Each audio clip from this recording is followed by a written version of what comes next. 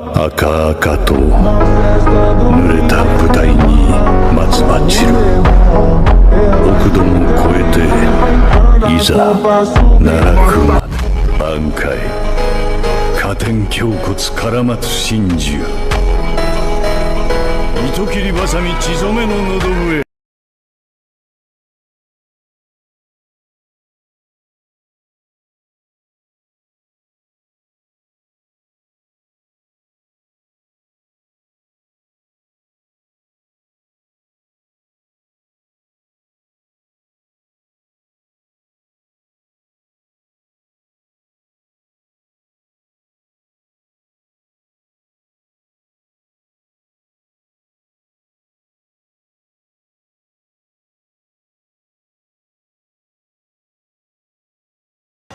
तपाईहरुले सुरुमै धेरै गर्न खोज्दाखेरि चाहिँ तपाईहरुलाई धेरै गाह्रो हुन्छ।